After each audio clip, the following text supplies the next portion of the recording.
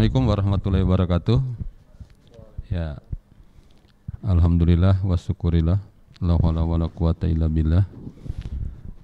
Puji dan syukur kita panjatkan kepada Allah Subhanahu wa taala karena pada hari Jumat ini, Jumat berkah, kita masih diberikan keberkahan umur, kita masih diberikan kesehatan, dan mudah-mudahan diberikan kelapangan rezeki sehingga pada setiap kegiatan kita itu kita bisa melaksanakan aktivitas kita sebaik-baik mungkin, dan insya Allah setiap ibadah yang pekerjaan yang kita lakukan itu dikategorikan ibadah oleh Allah Subhanahu wa taala sehingga bisa menambah tabungan pahala kita untuk nantinya kita bawa pada saat kita dipanggil oleh atau memenuhi panggilan Allah Subhanahu wa taala. Salawat dan taslim kita panjatkan kepada Rasulullah sallallahu alaihi wasallam. Insyaallah api peradaban yang telah dibangun oleh Rasulullah tetap menyala di sanubari kita, di kehidupan kita sampai kita memenuhi panggilan Allah Subhanahu wa taala. Sahabat KPU di mana saja berada, KPU Kota Gorontalo tidak henti-hentinya melakukan sebuah inovasi. Karena dengan inovasi itulah kita bisa beradaptasi dengan perkembangan zaman. Orang yang tidak bisa berinovasi tentu akan tergilas oleh perkembangan zaman itu. Salah satu inovasi yang KPU Kota Gorontalo lakukan adalah dengan mengadakan yang disebut oleh kawan-kawan dengan istilah bincang-bincang regulasi. Nah, sebenarnya bincang-bincang regulasi ini berasal dari bincang-bincang konstitusi. Ya, karena kalau kita bicara konstitusi, dia lebih luas sebenarnya. Karena kalau bicara konstitusi itu kan bicara yang tertulis dan tidak tertulis gitu. Hukum dasar tertulis dan tidak tertulis itu bicara konstitusi. Luas maknanya. Nah, termasuk PKPU itu juga bagian daripada konstitusi. Mengapa kita perlu berdiskusi, berbincang-bincang tentang regulasi? Karena apa? Misalnya KPU kota yang tidak ada tahapan ini itu kadang membuat kita terlena, nina bobo gitu, tasono apa, tidur nyenyak, ya gitu, tidur nyenyak. Jadi sehingga mimpinya juga mimpi bagus, tapi ketika kita bangun, ya sama dengan kejadian surat Al-Kahfi gitu kan. Ternyata seratusan tahun dia tertidur, padahal dari perasaan itu hanya 1-2 jam tertidur, tetapi setelah dia menuju pada kehidupan masyarakat, uang yang dia bawa itu sudah tidak laku lagi gitu. Uang yang dia bawa itu berarti sudah berapa abad dia tidur itu. Itulah, nah, kita tidak mau seperti itu gitu. Kita tetap berkeinginan bahwa tahapan tidak tahapan, kita tetap harus melakukan yang namanya pendalaman, pengkajian terhadap regulasi. Karena dengan kita memahami regulasi, maka produk-produk daripada KPU kota itu bisa dikatakan produk-produk yang profesional itu, yang kompetensi. Kenapa dia kompetensi profesional? Karena selaras, seirama dengan regulasi yang ada. Ketika tidak selaras, itu siap-siap DKPP sudah menunggu gitu kan, nanti akan diluruskan kembali. Nah, jadi inilah salah satu asbabnya gitu. Kalau dalam istilah hukum itu memory fund collectingnya gitu. Latar belakang sebuah undang-undang itu kan ada sebabnya kan. Undang-undang itu dibuat tidak simsalabim langsung dibuat. Undang-undang itu ada asbabnya, ada penyebabnya, sehingga undang-undang itu dibuat gitu. Nah, kira-kira seperti itu. Nah, pada hari ini saya ditemani oleh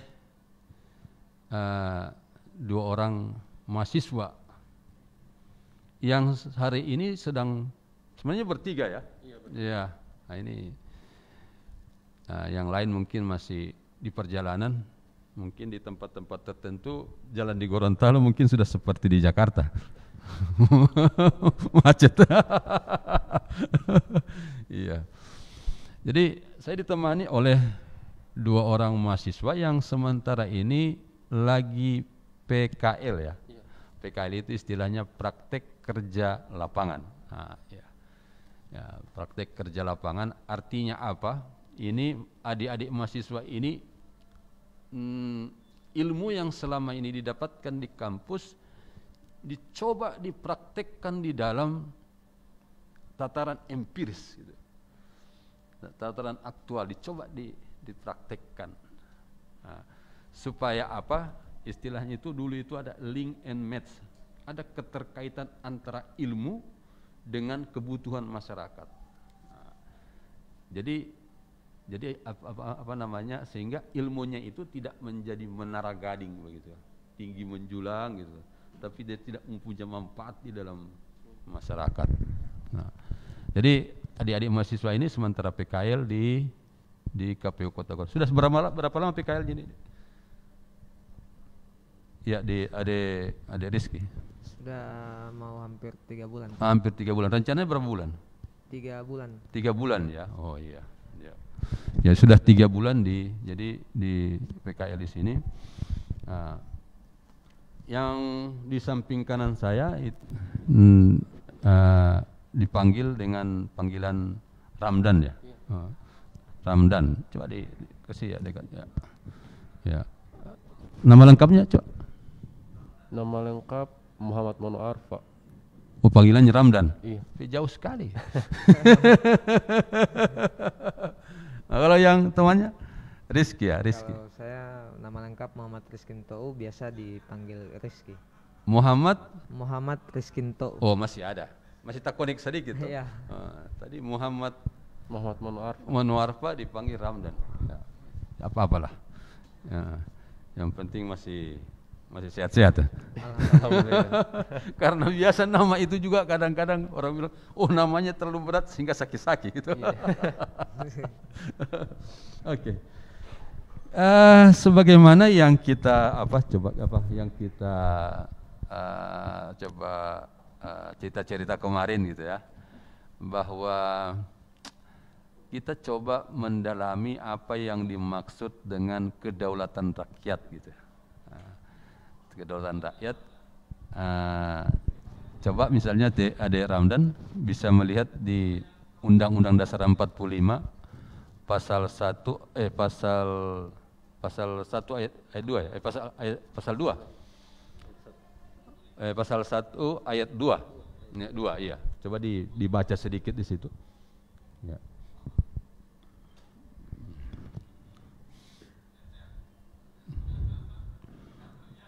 Karena kalau bicara undang-undang itu harus dibuka undang dasarnya. Iya. Iya. Iya, pasal 1 ayat 2 ya, pasal 1 ayat 2. Pasal 1 ayat 2. Di sini pasal 1 ayat 2 dituliskan undang-undang menentukan kedaulatan adalah di tangan rakyat dan dilakukan sepenuhnya oleh MPR. Nah, itu dulu itu. Iya, itu yang dulu sebelum amandemen.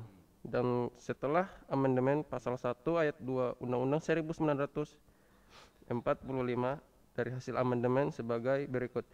Kedaulatan berada di tangan rakyat dan dilaksanakan menurut undang-undang. Undang-undang dasar. Iya, menurut undang-undang dasar. Ini kan ada sebuah perbedaan. Dulu itu kedaulatan berada di tangan rakyat dan dilaksanakan.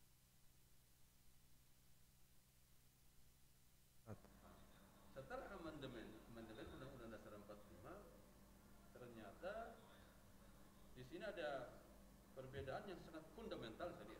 Ya.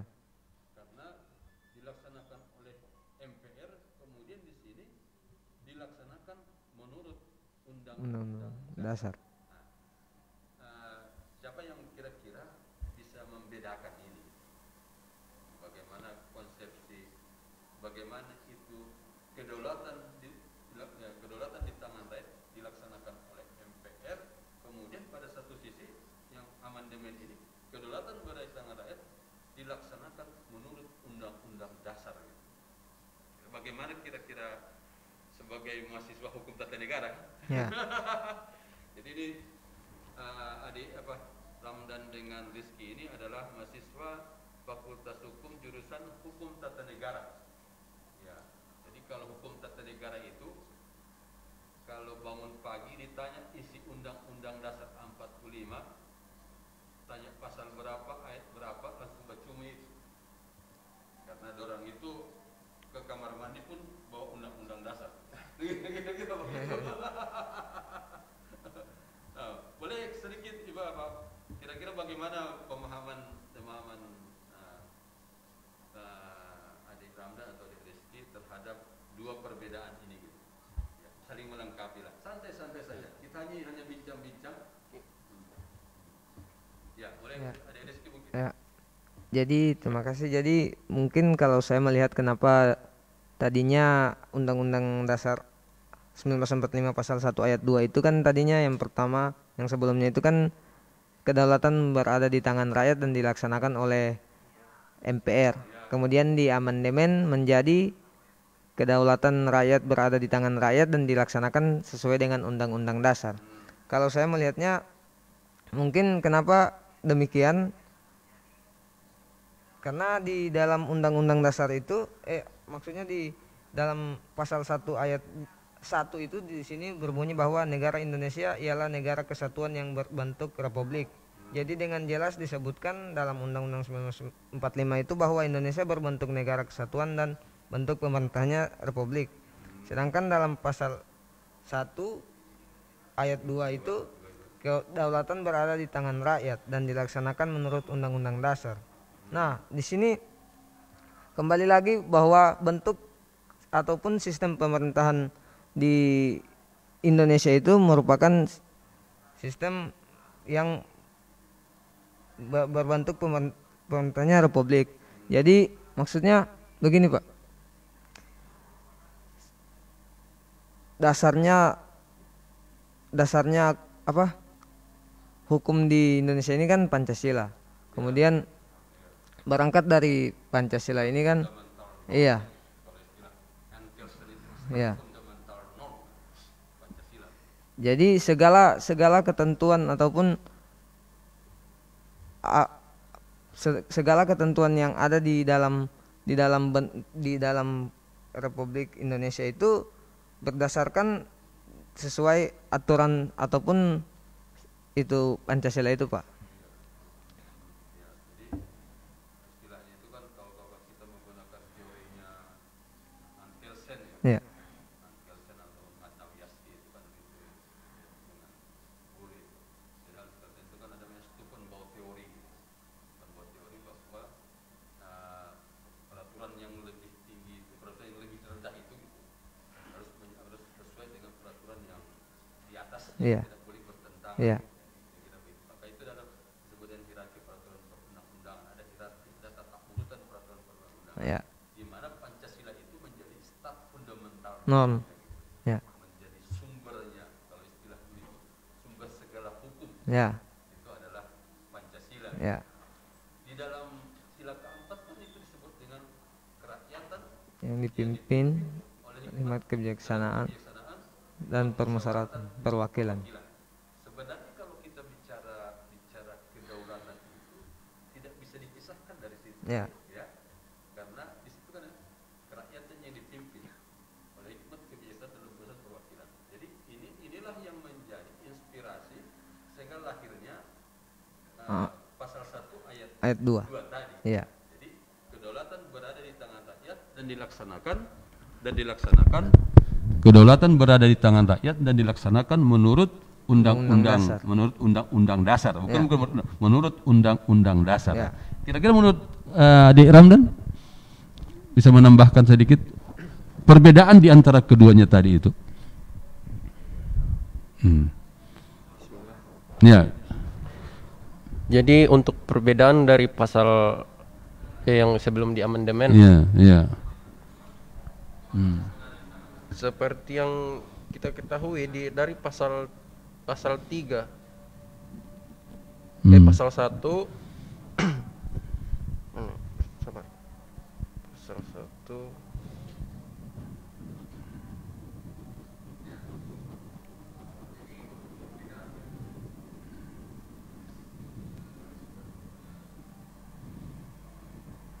Pasal 1 ayat 2 kan kedaulatan berada di tangan rakyat dan dilaksanakan menurut Undang-Undang Dasar gitu. Ya. Ini di amandemen di tahap 3 gitu.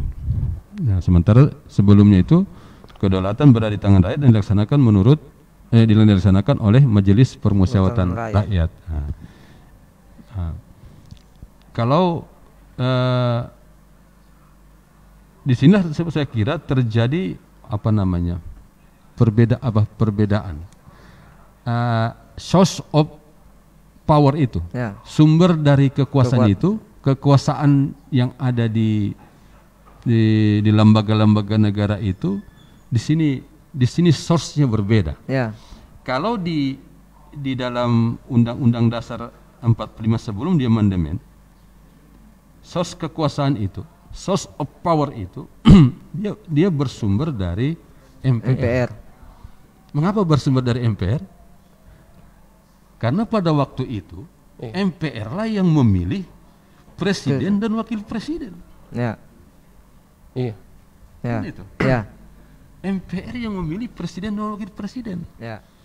Karena sebelum amandemen Undang-Undang Dasar 45 itu, presiden itu pemilu itu dilaksanakan hanya untuk memilih anggota MPR, DPR, DPR RI, DPRD Kabupaten Kota. Ya. Hanya untuk memilih itu. Tidak dengan Tidak presiden. tidak ada presiden. Hanya memilih itu. Ya. Nah, jadi presiden waktu itu sumber kekuasaan presiden waktu itu dia bersumber dari MPR, meskipun MPR itu adalah pelaksana kedaulatan rakyat. Nah, itu bedanya waktu itu. Setelah amandemen muncullah istilah pemilu. Ya. Pemilihan yang langsung, umum, bebas, rahasia. Ya.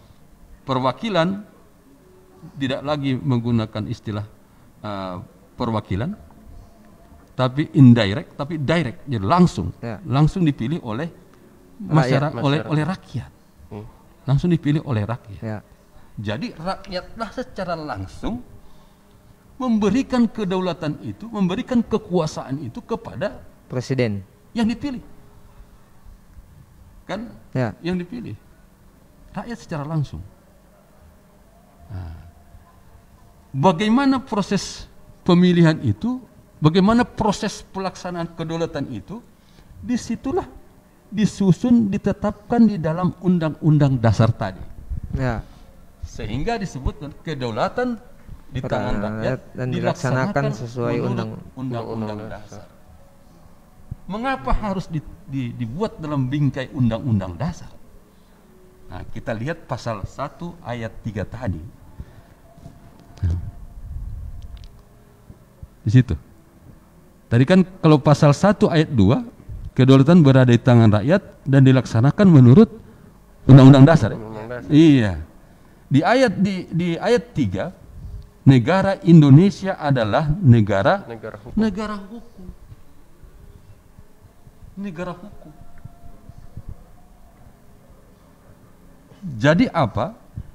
Demokrasi dengan hukum itu harus baku connect. Iya. Ya. Istilah apa? Nomokrasi. Ya? Negara berdasarkan hukum itu kan nomokrasi. Jadi, konstitusional demokrasi. Iya, konstitusional bukan. Istilah itu nomokrasi. Jadi dia negara berdasarkan kepada hukum. Jadi demokrasi itu tidak bisa dibangun tanpa ada pembatasan. Tapi yang membatasi demokrasi siapa? Hukum. Nah iya, supremasi of law. Kekuasaan. Ya, kekuasaan itu kekuasaan. Kan konstitusi tugasnya itu tuh. Ya. Pernah ada mata kuliah konstitusi. Ya. Kira-kira apa yang bisa di-sharing kepada pemerintah? Apa yang hakikat konstitusi apa? Konstitusi itu seperti sebagaimana yang kita dapatkan di Perkuliahan tuh. Konstitusi itu adalah sumbernya hukum. Sumbernya hukum itu. Maksudnya hukum tertinggi. Hukum tertinggi. Iya. Jadi di dalam konstitusi itu diatur tentang apa? Bentuk negara. Ya. Kan kita lihat misalnya di pasal 1 ayat 1 toh. Ya. Negara Indonesia ialah negara kesatuan yang berbentuk republik. Diatur. Salah satu tugas konstitusi itu. Jadi kalau kita berbicara misalnya di mana kita mau cari bentuk negara, carilah di Pasal 1 di konstitusi. Konstitusi. Jangan kau cari di warung atau di mall, tidak mau kudapat. Jadi harus kita cari di konstitusi.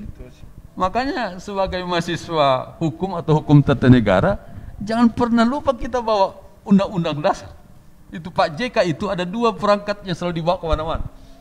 Pak JK, Ya. Yusuf Kala. Yusuf Kala. Pertama apa? Yang dibawa pertama apa? Yang dibawa kalkulator. Yang kedua, Pak JK tidak pernah lupa membawa undang-undang dasar. Karena apa? Karena apa yang dia lakukan sebagai penyelenggara negara harus selaras dengan undang-undang dasar. Tidak boleh menyimpang dengan undang-undang dasar. Kalau menyimpang dalam undang-undang dasar 45, dapat dosa. Ya. dapat dosa di situ. Ya, dapat dosa di situ. Nah, jadi ini kan, di sini kan dijelaskan. Jadi salah satu konstitusi itu diatur bentuk negara, bentuk pemerintahan. Sama dengan ente bilang tadi, diatur di mana? Di konstitusi. Baru hak dan kewajiban antara lembaga-lembaga negara itu. Ya. Karena lembaga misalnya MPR, DPR, legislatif, eksekutif, yudikatif. Ini kan harus diatur ini. Kalau tidak offside. Offside harus diatur. Ya, siapa yang mengatur? Ya undang-undang dasar. Jadi semua sama dengan Rizky tekankan tadi bahwa konstitusi itu menjadi konstitusi itu yang mengatur kita, bukan kita yang mengatur konstitusi. Loh, bukan kita yang mengatur konstitusi gitu. Jadi harus konstitusi yang mengatur kita. Ada pertanyaan dari Rizky? Kira-kira kita diskusi sama-sama, nanti juga mungkin ada pertanyaan dari situ. Mungkin dari pembahasan ini yang jadi pertanyaan saya mungkin sejauh mana implementasi dari lembaga-lembaga negara ataupun pihak-pihak yang dalam hal ini menjadi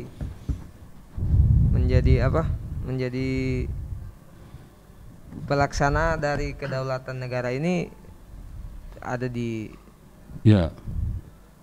pelaksanaannya sebagai lembaga-lembaga negara ya. Iya. Kita misalnya kembali kita buka lagi kitab suci ini. Bicara jadi kita buka kitab sucinya. Nah, misalnya tentang MPR. Pasal 3 ya. Pasal 3. MPR memang setelah Dek Ramdan kan mungkin tahu ini. Setelah amandemen Undang-Undang Dasar 45 dilaksanakan, tidak ada lagi istilah lembaga tertinggi negara dengan lembaga tinggi negara. Ya, ya. Tidak ada. Dulu ada toh. Ya. MPR lembaga tertinggi negara. Kenapa dia tertinggi? Karena tadi sumber kedaulatan itu berasal dari MPR. Karena MPR yang memilih. Jadi dia lebih tinggi dari presiden. Presiden lembaga tinggi negara. Tapi MPR pada waktu itu adalah lembaga tertinggi negara. Lembaga tertinggi. Kenapa dia tertinggi? Karena dari dia sumber kekuasaan itu hadir kepada presiden terpilih. Dari dia munculnya itu. Nah, jadi setelah amandemen tidak ada lagi istilah lembaga tertinggi dengan lembaga tinggi. Semua adalah lembaga-lembaga negara yang kedudukannya equal, sama. Itu yang istilahnya check and balances system. Saling mengawasi antara satu sama lain. Kalau lembaga tertinggi negara kan solai ceritanya itu. Kalau misalnya rektor memerintahkan dekan, itu seperintah, instruksi. Karena yang lebih tinggi perintah tidak boleh mau ditolak itu. Tapi kalau lembaga, kalau sejajar, tunggu dulu apa nggak lebih perintah ini? Kan begitu, tunggu dulu apa nggak lebih perintah ini? Karena kita kan sama, toh. Sama terhadap kedudukan. Misalnya ketua BEM ya, BEM. Nah, di bawah di BEM universitas, baru di fakultas gitu kan. Sama-sama di jurusan 4 orang. Tunggu dulu, tidak boleh nggak perintah. Tapi kalau BEM fakultas bisa memerintah. BEM yang di bawahnya atau di jurusannya tuh bisa memerintah. Karena apa? Kedudukannya lebih tinggi. Kalau lembaga tinggi negara sekarang ini tidak. Jadi namanya check and balances system. Saling mengawasi, saling mengontrol satu sama lain. Nah, jadi bagaimana pelaksanaannya ini? Nah, pelaksanaannya ini di masing-masing lembaga negara ini harus taat dengan undang-undang dasar. MPR, apa tugasnya MPR? Nah itu dia, pasal 3 ayat 1. Coba dilihat. Coba dibaca Dek Ramdan. Majelis Permusyawaratan Rakyat berwenang mengubah dan menetapkan undang-undang dasar. Undang-undang dasar kewenangannya. Jadi satu-satunya lembaga yang bisa mengubah dan menetapkan undang-undang dasar di Republik ini hanya MPR. Bukan mahasiswa. Inspirasi boleh dari adik-adik Ramdan, boleh inspirasi. Misalnya ada yang sudah tidak sesuai, diinspirasikan kemana? Ke saluran-saluran yang tersedia. Misalnya pers boleh, sebagai pilar keempat kekuatan demokrasi kan pers, sampaikan. Banyak sekarang kan, media sosial boleh sampaikan salurannya. Oh, dari UNG setelah kita kaji ini undang-undang dasar perlu lagi diamandemen. Pasal-pasal tertentu misalnya perlu diamandemen. Nah, itulah nanti disampaikan ke MPR. MPR ketika melihat itu ada substansi yang penting dan perlu untuk ditindaklanjuti, dia akan melaksanakan sidang istimewa, sidang istimewa, bukan sidang istimewa, sidang rapat membahas itu, mengkaji itu, baru bisa dua. Jadi satu-satunya lembaga yang bisa mengubah undang-undang, nah, lembaga lain tidak boleh melakukan pengubahan terhadap undang-undang dasar. Kalau lembaga lain boleh, kacau. Nah, coba yang berikutnya pasal ada apa di Rizky yang ayat 2-nya itu. Pasal 3 ayat 2. Majelis Permusyawaratan Rakyat berwenang mengubah dan menetapkan undang-undang dasar. Yang kedua, Yang kedua, Majelis Permusyawaratan Rakyat melantik presiden dan wakil presiden. dan wakil presiden. Yang lain tidak boleh. Jadi inilah menjadi rambu-rambu bagi penyelenggara negara. Kita lihat misalnya presiden ya, Ya. pasal 4. Presiden ya coba di Ramlan. Presiden Republik Indonesia memegang kekuasaan pemerintahan menurut Undang-Undang Dasar. Selagi-lagi menurut Undang-Undang Dasar. Iya. Terus Dalam melakukan kewajibannya, Presiden dibantu oleh satu orang wakil presiden. Orang wakil presiden. Jadi dengan demikian Pak Jokowi tidak bisa menambah wakil presiden. Iya. Tidak boleh. Tidak boleh tambah wakil presiden itu. Hanya di sini hanya dikatakan dalam melakukan kewajibannya presiden dibantu oleh satu orang wakil. Berbeda itu kalau misalnya dalam melakukan kewajibannya presiden dibantu oleh minimal. Berarti boleh 2, boleh 3, boleh 4 atau maksimum 3 misalnya.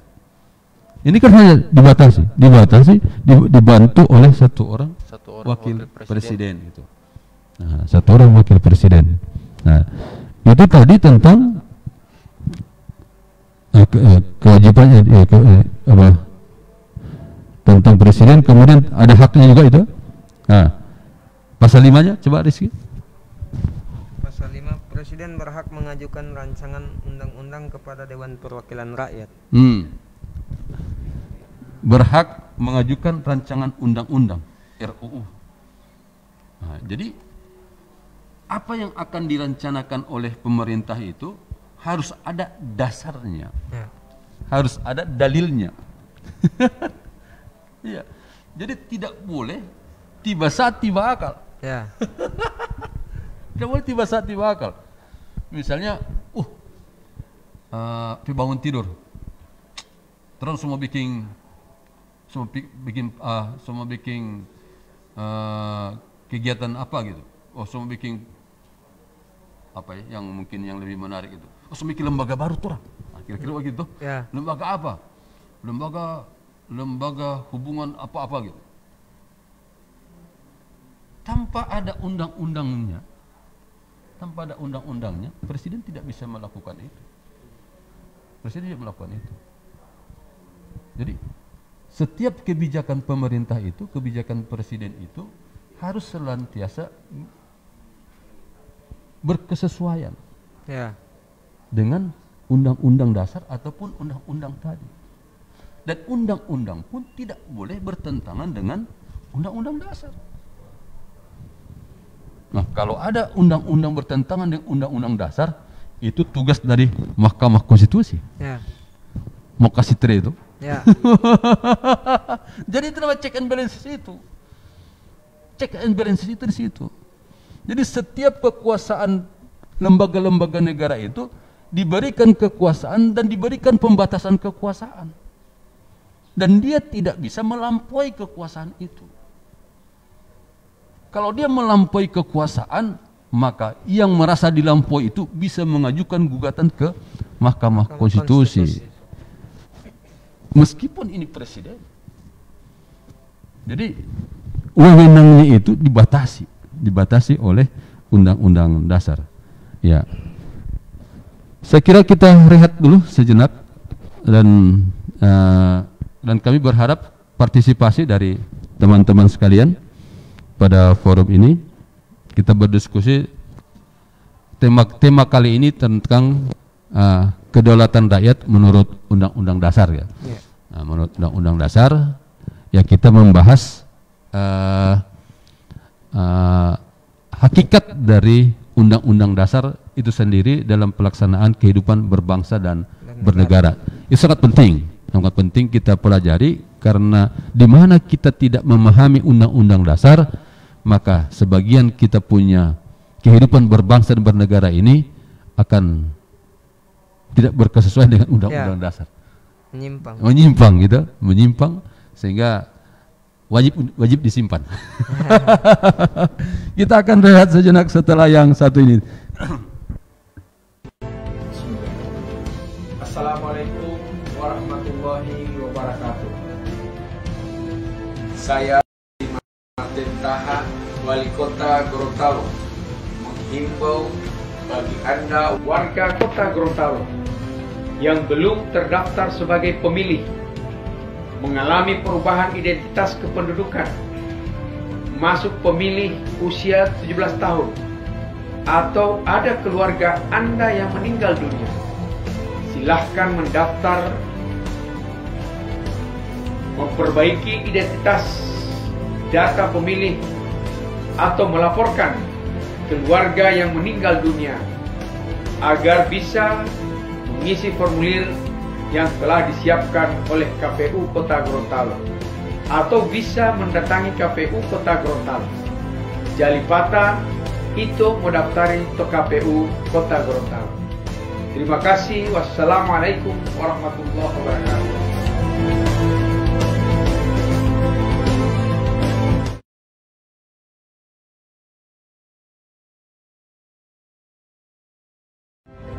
Assalamualaikum warahmatullahi wabarakatuh.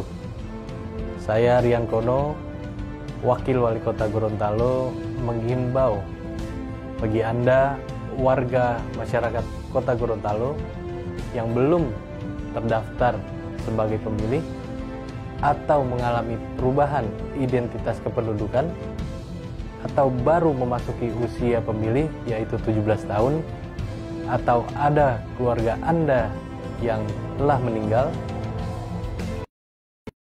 silahkan untuk memperbaiki identitas data pemilih atau melaporkan keluarga Anda yang telah meninggal. Caranya agar bisa mengisi formulir yang telah disediakan di KPU Kota Gorontalo, atau bisa langsung mendatangi kantor KPU Kota Gorontalo, Jalipata, Ito Modaftari to KPU Kota. Terima kasih. Wassalamualaikum warahmatullahi wabarakatuh.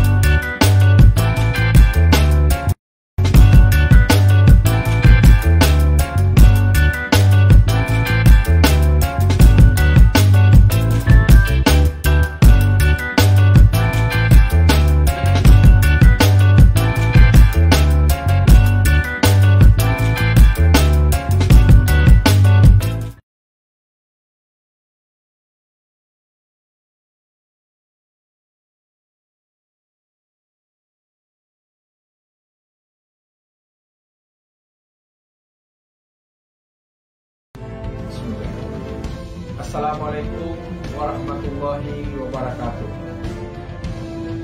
Saya Haji Martin Taha, Wali Kota Gorontalo, menghimbau bagi Anda warga Kota Gorontalo yang belum terdaftar sebagai pemilih, mengalami perubahan identitas kependudukan, masuk pemilih usia 17 tahun, atau ada keluarga Anda yang meninggal dunia, silahkan mendaftar,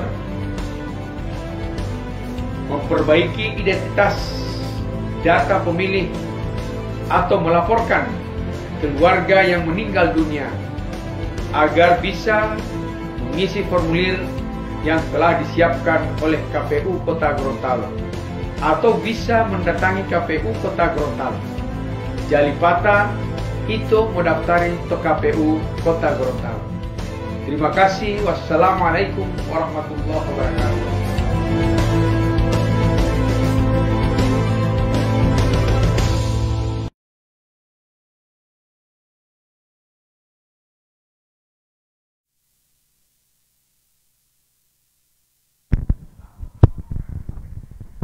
Ya. Sahabat KPU di mana saja berada, kita melanjutkan kembali bincang-bincang regulasi kita pada hari ini. Tema kita tentang kedaulatan rakyat menurut Undang-Undang Dasar. Jadi narasumber kita ada 2 orang di sini, yaitu Adi Ramdan dan Adi Rizky. Mereka berdua adalah mahasiswa jurusan Hukum Tata Negara Universitas Negeri Gorontalo yang sementara PKL di KPU Kota Gorontalo gitu. Ya. Kami menyapa dulu teman-teman kami yang ada di Facebook ya. Ya, kami ucapkan terima kasih atas partisipasi dari teman-teman semua. Dan kami juga berharap teman-teman semua kalau ada hal-hal yang perlu ditanyakan bisa ditanyakan melalui Facebook atau ke nomor kontak kami juga bisa langsung dihubungi. Untuk nanti kita akan bahas sama-sama gitu tentang kedaulatan ini gitu. Ya. Mungkin dari Adik Ramdan dengan Adik Rizky ada pertanyaan lain yang bisa kita bahas pada kesempatan ini gitu. Silakan Adik Ramdan. Adik Rizky mungkin. Ya. Ya, baik, terima kasih. Di sini dijelaskan bahwa sistem pemerintahan Indonesia itu memiliki 7 kunci pokok. Ya. Nah, di antara 7 kunci pokok tersebut di sini tertuang ataupun tertulis kekuasaan kepala negara tidak terbatas. Nah, tidak tak terbatas. Tidak tak terbatas. Yang jadi pertanyaan saya mungkin maksud dan tujuannya itu seperti apa, Pak? Ya. Jadi ya kalau sepintas itu kan, kita kaget oleh itu kan, tidak tak terbatas gitu. Ya. Jadi hakikat daripada konstitusi itu ya, kalau kita bicara konstitusi itu tujuannya adalah membatasi kekuasaan. Karena kalau kita tarik misalnya sejarah, kan ada istilah Napoleon Bonaparte itu. Letak semua gitu. Negara adalah saya gitu. Jadi kalau negara adalah saya, maka ucapannya itu adalah hukum gitu. Tindakannya itulah undang-undang gitu. Jadi dia melakukan apa saja. Itulah disebut dengan pemerintahan otoriter. Karena waktu itu tidak ada yang membatasi kekuasaannya. Kan tidak ada. Karena yang membatasi kekuasaan itu adalah kehendaknya saja. Keinginannya saja, kemauannya saja. Karena semua kekuasaan itu berpusat pada dirinya. Nah, sehinggalah muncul disebut dengan trias politika kan? Kalau itu Montesquieu gitu. Ya. Trias politika. Jadi supaya tidak terjadi pemerintahan yang otoriter tadi itu, maka kekuasaan itu harus dipisah. Istilah itu separation of power ya. Dipisah. Eksekutif sendiri, legislatif sendiri, yudikatif sendiri. Nah, kalau kita di Indonesia lalu itu bukan separation of power gitu, tapi distribution of power gitu. Separation of power plus distribution of power. Jadi ada pemisahan, tapi ada distribusi kekuasaan di situ. Di mana ketiga kekuasaan itu masih ada hubungan. Nah, kalau di sana kan memang tegas sekali separation of power itu. Eksekutif begini, legislatif begini, yudikatif begini gitu. Nah, jadi itulah kenapa Montesquieu itu melahirkan trias politika tadi. Cara untuk tidak terjadi pemerintahan yang otoriter itu, kekuasaan itu harus dibatasi. Sehingga istilah tak terbatas itu artinya kekuasaannya dibatasi. Kekuasaan daripada lembaga kekuasaan presiden, MPR itu dibatasi. Siapa yang membatasi? Yang membatasinya adalah Undang-Undang Dasar. Nah, jadi Undang-Undang Dasar itu yang membatasi kekuasaan antara lembaga negara yang satu dan lembaga negara yang lain. Nah, dengan adanya pembatasan kekuasaan itulah maka lembaga-lembaga ini tidak bisa berlaku sewenang-wenang. Tidak bisa berlaku sewenang-wenang. Semua harus menjadikan memedomani semaksimal mungkin Undang-Undang Dasar itu. Undang-Undang Dasar 1945. Itu menjadi pedomannya. Tidak boleh dilampaui. Nah, kalau terjadi pelampauan kekuasaan, maka overlapping istilahnya, maka itu tugas daripada Mahkamah Konstitusi untuk menyelesaikan konflik kekuasaan antara lembaga-lembaga itu. Kembali penyelesaiannya penyelesaian hukum. Penyelesaiannya penyelesaian hukum. Bukan penyelesaian politik, tidak. Karena penyelesaian misalnya penyelesaian sekarang kalau kita mengacu misalnya mau di impeachment ini presiden. Asal muasalnya itu politik. Tetapi dia harus dibenarkan oleh hukum. Ada hukum yang menentukan di situ. Siapa yang menentukan di situ? Ya di situ ada Mahkamah Agung. Kalau terkait dengan pidana misalnya ke Mahkamah Agung. Minta fatwanya Mahkamah Agung. Oh kalau dia sudah melanggar konstitusi, ya dengan dasar itulah MPR melakukan sidang istimewa. Dulu kan hanya politik. Hanya proses politik dulu. Pokoknya kalau proses politik itu kalau DPR sudah sepakat, MPR sudah sepakat, DPR dari hasil pengawasannya melihat bahwa Presiden sudah melakukan pelanggaran terhadap Undang-Undang Dasar, sudah lapor ke MPR, sidang istimewa, berhentikan. Ya, almarhum Gus Dur kan seperti itu. Ya. Proses politik. Jadi gampang sekali memberhentikan presiden pada waktu itu. Mengganti presiden waktu itu gampang sekali. Tapi setelah di amandemen, proses politik itu harus dibenarkan oleh proses hukum. Begitu. Nah, jadi kekuasaan apapun sekarang dibatasi oleh hukum. Jadi tidak tak terbatas itu artinya kekuasaan terbatas. Siapa yang membatasi? Yang membatasi adalah konstitusi. Yang dibatasi adalah hukum. Jadi hukum itu memberikan kekuasaan, memberikan kewenangan dan memberikan pembatasan-pembatasan. Mengapa dibatasi? Supaya terjadi ketertiban di dalam penyelenggaraan negara. Kalau tidak dibatasi, kacau ini negara. Chaos ini negara.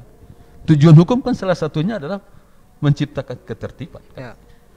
Kan itu tujuan hukum salah satunya. Nah, tujuan konstitusi pun salah satu tujuannya itu. Membuat penyelenggaraan negara ini menjadi tertib. Nah, kalau dia tertib, maka negara ini bisa kembali ke alinea ke kita lihat ke pembukaan Undang-Undang Dasar. Coba dibaca ini Undang-Undang Dasar ini. Jangan ini harus dibaca ini. Ini kita punya roh di sini ini. Iya. Nah, coba kita dibaca dulu ini di alinea keempat. Ya Ramdan dibaca ini alinea keempat. Undang-Undang Dasar ada? Coba deh ini. Harus dibaca itu. Di situ rohnya itu. Ya, dibaca.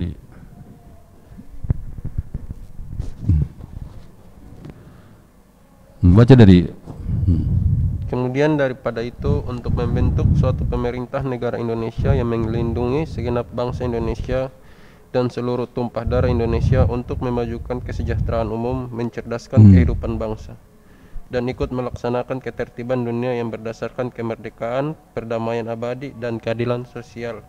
Maka disusunlah kemerdekaan kebangsaan Indonesia itu dalam suatu undang-undang dasar negara Indonesia yang terbentuk dalam suatu susunan negara Republik Indonesia yang berkedaulatan rakyat dengan berdasar kepada ketuhanan yang Maha Esa, kemanusiaan yang adil dan beradab, persatuan Indonesia dan kerakyatan yang dipimpin oleh hikmat kebijaksanaan dalam permusyawaratan perwakilan, serta dengan mewujudkan suatu keadilan sosial bagi seluruh rakyat Indonesia. Jadi kalau ditanya Pancasila yang betul itu mana? Pancasila di alinea keempat itu. Iya. Itu yang di situ. Itu yang apa? Karena ini di sini source-nya itu, sumbernya itu. Nah, jadi di sini dikatakan melindungi segenap bangsa Indonesia. Bagaimana dia bisa melindungi segenap bangsa Indonesia kalau tidak tertib? Kalau penyelenggara konflik, penyelenggara negara konflik antara yang satu dan yang lain bertikai. Jadi dengan adanya ketertiban penyelenggara negara ini, maka ini bisa dicapai. Loh, ini loh tujuannya di sini. Melindungi segenap bangsa Indonesia dan seluruh tumpah darah Indonesia. Segenap bangsa Indonesia dimanapun dia berada. Bukan cuma yang ada di Indonesia. Di Afghanistan sana kalau dia harus dilindungi itu. Sepanjang dia masih warga negara Indonesia harus dilindungi. Termasuk dari corona. Iya. Yang di Afghanistan harus divaksin juga karena dia adalah bangsa Indonesia. Jadi yang dilindungi itu bukan hanya terletak di yurisdiksinya itu hanya di wilayah Indonesia ini, tidak. Disebut ini bangsa Indonesia. Bangsa Indonesia sepanjang warga negaranya belum dicabut dilindungi. Suruh memajukan kesejahteraan umum. Memajukan kesejahteraan umum. Memajukan, istilah memajukan. Jadi kita harus lebih maju dengan negara-negara lain. Kita harus lebih sejahtera dengan negara-negara lain. Karena situ memajukan. Memajukan kesejahteraan umum. Harus sejahtera. Tidak boleh lagi ada rakyat misalnya yang makan lagi susah gitu. Karena tugas pokok kita itu memajukan kesejahteraan umum. Siapa saja dari Sabang sampai Merauke harus sejahtera masyarakatnya, rakyatnya. Maka sekarang kan muncul tuh ada KIP apa lagi? KIS, KKS, macam-macam kan itu. Ya. Tujuannya itu tadi itu. Tanggung jawabnya situ.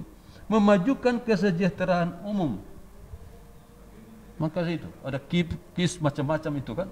Dapat beasiswa juga ada. Iya. Ada dapat beasiswa. Iya. Tujuannya tadi itu. Mencerdaskan kehidupan bangsa. Tidak ada lagi bangsa Indonesia yang tidak sekolah. Ya. Dengan alasan apa? Biaya. Tidak boleh. Maka muncullah pendidikan gratis. Sampai SMA pendidikan gratis digratiskan. Karena tujuannya di sini. Memaknai alinea keempat pembukaan Undang-Undang Dasar 45. Ini roh daripada Undang-Undang Dasar 45 di sini. Harus hatamin ini. Supaya nanti adik-adik menjadi pemimpin tidak menyimpang dari haluan kita. Dulu zamannya saya itu masih ada GBHN. Garis-garis besar haluan negara. Zamannya saya masih ada. Saya masih ada. Ada Repelita, rencana pembangunan 5 tahun. Ya. Sehingga mau 25 tahun itu waktu seperti apa? Kita sudah ada bayangan waktu itu. Oh, kira-kira begini. Karena memang sudah disiapkan. Ada istilah dulu tinggal landas. Oh, tinggal landas. Ada istilahnya waktu itu. Wah, so ada pesawat CN235. Gatot Koco terbang pertama kali di tahun 90 ya, 90-an itu. Jadi ini tujuannya di sini. Jadi apa namanya? Semuanya itu kembali kepada alinea keempat tadi itu. Yang mencerdaskan kehidupan bangsa, ikut melaksanakan ketertiban dunia. Ikut melaksanakan. Jadi kenapa misalnya Indonesia itu peduli dengan Palestina? Bukan karena persoalan agama. Bukan persoalan humanis, kemanusiaan. Siapapun hari ini tidak boleh menjajah. Kan itu. Ya. Kan itu. Coba kita lihat di pembukaan alinea pertama. Coba ada pembukaan itu. Ya. Nah, coba di alinea pertama itu Rizky. Sini jelaskan bahwa sesungguhnya kemerdekaan adalah hak segala bangsa dan oleh sebab itu maka penjajahan di atas dunia harus dihapuskan karena tidak sesuai dengan kemanusiaan dan tegas. tegas. Jadi apa yang dilakukan oleh Israel itu, kenapa Indonesia juga peduli dengan Palestina, bukan persoalan agama di situ, tapi persoalan perikemanusiaan. Persoalan perikemanusiaan. Siapapun negara hari ini atas nama apapun tidak lagi boleh menjajah negara lain. Tidak boleh mencaplok wilayah negara lain. Tidak boleh. Karena tadi itu tidak sesuai dengan perikemanusiaan dan perikeadilan. Kan tidak sesuai sekali. Orang yang lempar batu dibagi dengan toh Ya. kan teman-teman di Palestina itu kan hanya punya batu. Kan hanya melempar-lempar batu. Dari balasan bukan bom. Itulah kalau itu yang ditegaskan itu tidak sesuai dengan perikemanusiaan dan perikeadilan gitu.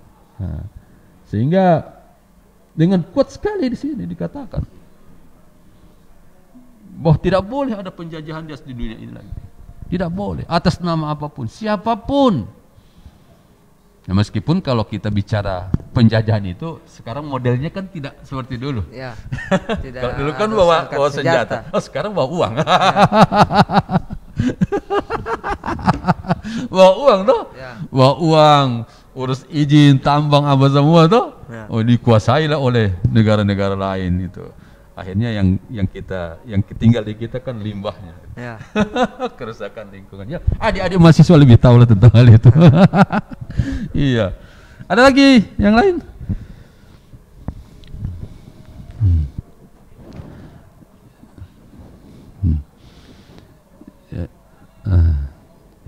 Jadi kita lihat misalnya kita lihat tentang lembaga-lembaga negara yang lain ya. Coba kita lihat di ini Mahkamah Konstitusi. Di sini ada pasal 4. Bukan pasal 4 ini. Pasal 7B ayat 4. Ini proses apa? Proses pemakjulan presiden ini. Jadi tidak bisa sembarang mengimpeach presiden sekarang. Pasal 7B itu ya. Pemberhentian presiden dan atau wakil presiden dapat diajukan oleh DPR kepada MPR. Terlebih dahulu mengajukan permintaan kepada Mahkamah Konstitusi. Kan Mahkamah Konstitusi kan lembaga hukum kan? Ya. Lembaga hukum. Jadi persoalan politik tadi dibawa ke jalur hukum. Itu. Jadi diberikan tugas kepada Mahkamah Konstitusi untuk memeriksa, mengadili dan memutus. Memeriksa, mengadili dan memutus pendapat DPR tadi. Baru di ayat 2-nya pendapat DPR bahwa presiden atau wakil presiden telah melakukan pelanggaran hukum tersebut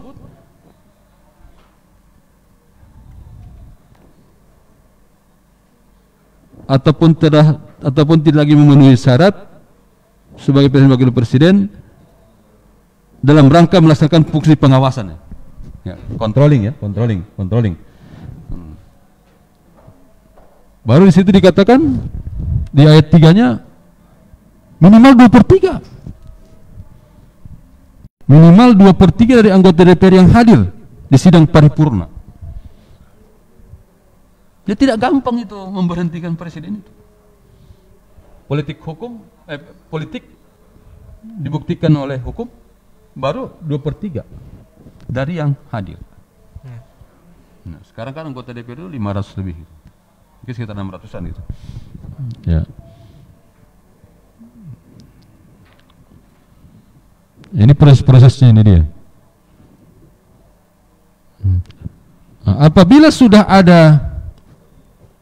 Apabila Mahkamah Konstitusi memutus bahwa presiden wakil presiden terbukti melakukan pelanggaran hukum, tadi maka DPR menyelenggarakan sidang paripurna untuk meneruskan usulan pemberhentian presiden dan wakil presiden kepada MPR. Iya. Kan mendorong-dorong ini. Ya. Karena MPR itu kan selain DPR kan itu selain anggota DPR dia juga jadi anggota MPR gitu, Ya. bikameral. Cuma bikameral yang tidak tegas kan. Ya. Karena kita bikameral gitu. Jadi di sini sudah ada aturan-aturan. Jadi sangat sulit. Nah, itulah kelebihan dari bentuk negara kita, negara kesatuan, bentuk negaranya, Ya. negara kesatuan, bentuk pemerintahannya republik, sistem pemerintahannya presidensial. Presidensial. Kalau dia parlemen, capek tuh.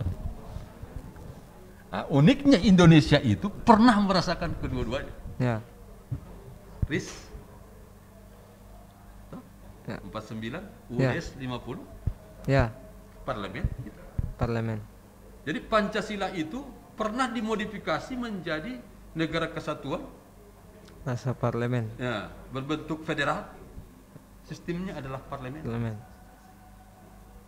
Federal itu kan ada negara-negara bagian kan? Ya. Negara-negara bagian. Pernah di RIS dan Undang-Undang Dasar Sementara 50.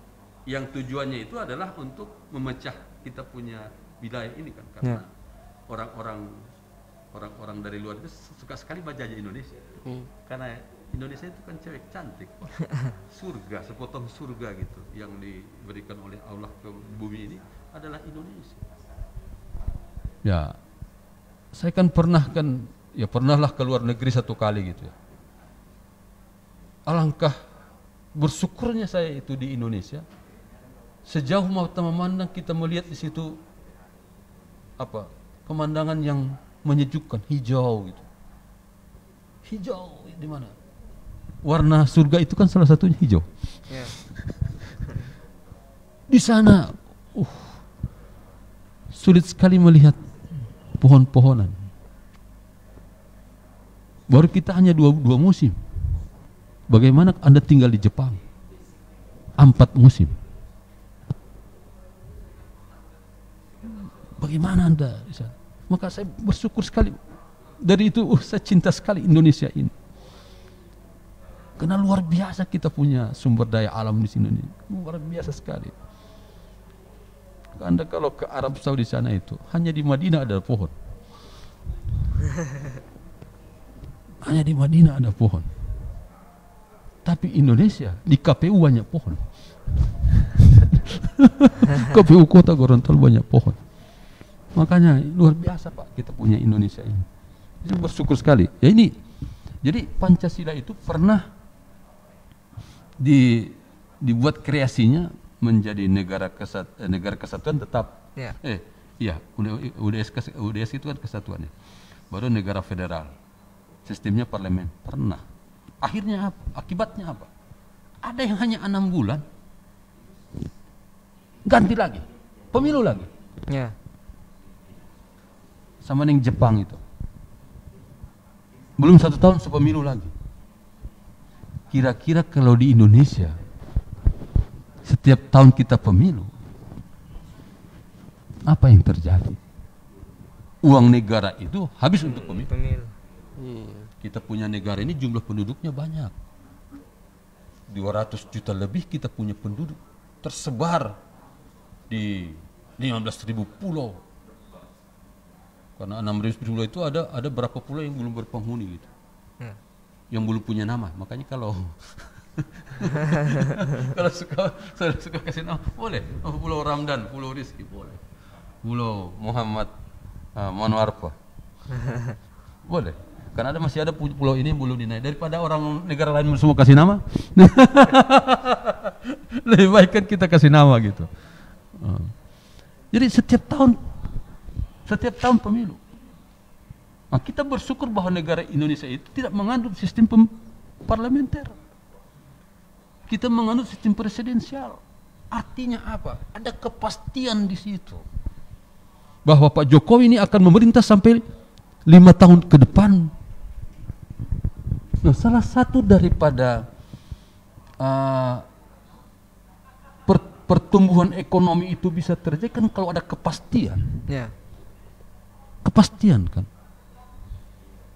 Kadang-kadang isu, oh ini menteri ini diganti, itu saja bisa mempengaruhi nilai mata rupiah terhadap dolar. Ya. Mau diganti saja, apalagi kalau ganti presiden, muncul seperti itu. Saya tidak tahu apa yang terjadi. Karena itulah, jadi salah satu keuntungan kita, bentuk negara kita adalah kesatuan, negara kesatuan, bentuk pemerintahannya adalah republik, sistem pemerintahannya adalah presidensial. Tadi itu kepastian kekuasaan itu jelas bahwa presiden dipilih untuk 5 tahun dan dipilih untuk 5 tahun berikutnya gitu. Untuk 1 tahun maksimalkan 2 periode gitu kan. Nah, bisa dipilih seperti itu. Jadi ada kepastian. Tapi kalau di negara-negara misalnya di India, tidak ada kepastian di situ. Tidak ada kepastian. Cepat sekali. Inggris saja seperti itu. Di Eropa itu mungkin yang sedikit stabil itu adalah Jerman. Dia parlementer. Cuma kan istilahnya dia konselor ya. Konselir kan itu. Bukan perdana menteri gitu. Dia konselir. Itu istilah berbeda dengan Inggris gitu. Inggris kan pakai perdana menteri. Raja perdana menteri, dia konselir. Ada presiden, ada konselir. Dia yang stabil. Sehingga tidak bisa dipungkiri Jerman itu menjadi negara yang paling kuat ekonominya di Eropa. Karena itu relatif stabil. Kekuasaan itu stabil. Jadi karena stabilnya kekuasaan itu, trust itu ada, kepercayaan itu ada. Kepercayaan dari siapa? Dari investor dari masyarakat kan. Nah, sehingga pertumbuhan ekonomi ini bisa kita dorong. Nah, sekarang kan memang kendalanya corona ini gitu ya. Tapi kan itu bukan kendala Indonesia saja. Itu kendala dunia gitu. Jadi saya kira itu keunggulan Indonesia saat ini adalah itu. Jadi kita relatif stabil, pemerintahan kita kekuasaannya relatif jarang diberhentikan di tengah jalan gitu. Kan itu. Nah, kalau itu kan diberhentikan tengah jalan itu bukan persoalan elit sebenarnya. Itu persoalan pilkada, itu kadang-kadang bukan persoalan elit, persoalan pendukung Pak. Elit sebatama. Yang di bawah ini kan sama di pemilihan BEM tuh. Sudah pilih di atas sudah ketua BEM sudah pilih.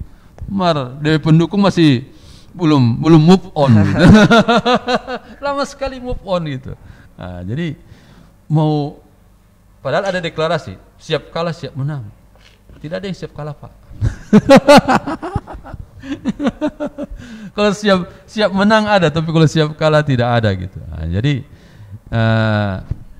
ini saya kira beberapa hal karena juga sudah 10:30 gitu ya. Jadi intinya bahwa bincang-bincang kita ini bagaimana pada dasarnya adik-adik sebagai mahasiswa yang ke depan menjadi pemimpin, student today, leader tomorrow gitu ya, bahwa hari ini Anda seorang pelajar, hari ini adalah seorang mahasiswa, tapi 5 tahun ke depan tongkat estafet itu ada mungkin 10 tahun ke depan adalah di pundak Anda gitu. Nah, bagaimana ketika Anda diberikan kekuasaan pada waktu itu, kemudian pada satu sisi kita tidak paham. Apa yang dimaksudkan oleh Undang-Undang Dasar, apa yang dimaksudkan oleh Pancasila gitu. Dalam konteks bernegara, berbangsa bernegara, maka kita harus memahami hatam gitu Pancasila dan Undang-Undang Dasar 45 gitu. Sebab saya takut nanti ke depan kalau generasi-generasi tidak paham, muncul undang-undang yang tidak relevan dengan Pancasila. Yang tidak relevan dengan Undang-Undang Dasar 45. Padahal ini Undang-Undang Pancasila dan Undang-Undang Dasar 45 ini adalah produk terbesar bangsa Kalau kita bandingkan dengan konstitusi negara-negara lain, saya melihat bahwa kita punya ideologi ini masih lebih modern, saya lihat. Lebih modern itu. Kita lihat Pancasila, pertama ketuhanan yang Maha Esa. Itu kan kalimat tauhid. Tuh. Ya. Siapa yang bilang mengatakan bukan kalimat tauhid? Baru kita lihat pembukaan undang-undang atas berkat rahmat Allah yang Maha Kuasa. Ya. Coba lihat kita. Alineya ketiga. Atas berkat rahmat Allah yang Maha Kuasa dan dengan jelas Pak di situ. Jelas bahwa nilai-nilai agama itu dalam sekali di dalam Pancasila, dalam pembukaan undang, dalam sekali di situ. Karena memang orang anggota BPUPK orang-orang hebat pada zamannya memang. Bahkan sepanjang zaman tidak ada muncul lagi orang-orang seperti itu. Soekarno, Muhammad Hatta, Muhammad Yamin, tokoh-tokoh lain lagi, banyak sekali di situ. Dari mereka lahir itu Pancasila pembukaan Undang-Undang 45. Nah, kalau produk ini kita tidak pahami sebaik-baik mungkin ada loss of ideologi. Ada ideologi yang sudah menyimpang nanti di ke depan. Jadi saya kira tujuan kali ini kita bincang-bincang regulasi ini, di mana kita coba mendalami apa yang dimaksud dalam Undang-Undang Dasar 45 itu. Tujuannya adalah agar pemahaman terhadap Pancasila, Undang-Undang 45 ini terus ada regenerasi gitu. Regenerasi, ada sel-sel baru yang memahami Pancasila itu lebih dalam lagi, lebih baik lagi, sesuai dengan zamannya. Ya zaman milenial tiali gitu kan. Ya kalau zaman dulu saya itu kan ada P4 Pak. Penataran. Sebelum kita kuliah harus penataran dulu. Itu 36 butir Pancasila itu harus hafal. Kalau saya tanya, kalau ada 36 butir pertama dari ketuhanan yang Maha Esa, tidak ada yang tahu itu. Kita hafal. Maka kita cinta sekali sama Pancasila itu waktu itu. Karena memang dipaksa untuk mencintai. Sama dengan Siti Nurwaya ini dia. Tapi kan dipaksa dengan gadis yang cantik kan tidak apa-apa tuh. Dipaksa dengan gadis yang cantik, ya alhamdulillah. Pertama kan dipaksa, kedua kan ya sudah. Jadi memang perlu pemaksaan itu kadang-kadang. Perlu dipaksa. Apalagi ideologi harus dipaksakan memang. Jadi harus. Harus.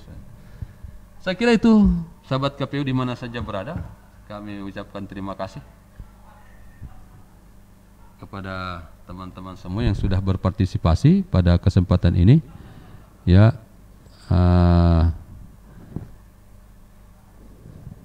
ya banyak teman-teman yang mengikuti secara live kegiatan kita pada hari ini. Kami ucapkan terima kasih. Insya Allah apa yang kita diskusikan pada hari ini berguna bagi diri saya, bagi diri adik-adik yang sementara ini sedang PKL. Amin. Bagi kita semua, teman-teman, sahabat KPU di mana saja berada, insya Allah berguna. Kalau ada kebaikan yang kami sampaikan, kami harapkan kebaikan itu bisa diviralkan. Tapi kalau ada hal-hal yang salah, tolong dimaafkan. Mungkin itu. Terima kasih Dek Ramdan. Ya, Dek Rizky. Siap. Sukses selalu.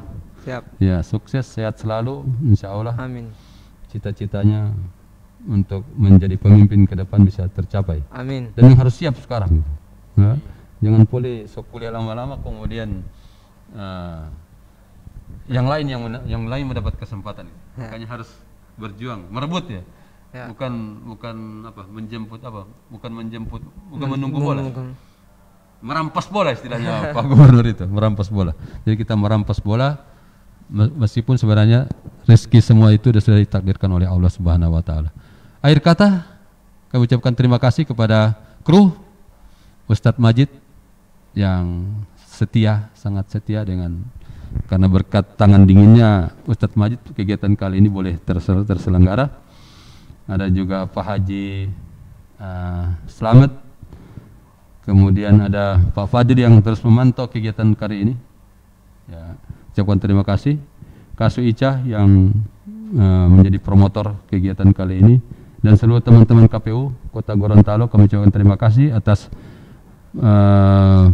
partisipasi peran sertanya untuk mensukseskan kegiatan kali ini.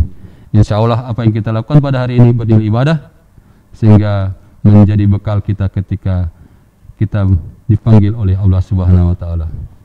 Akhir kata, billahi taufiq wal hidayah. Wassalamualaikum warahmatullahi wabarakatuh.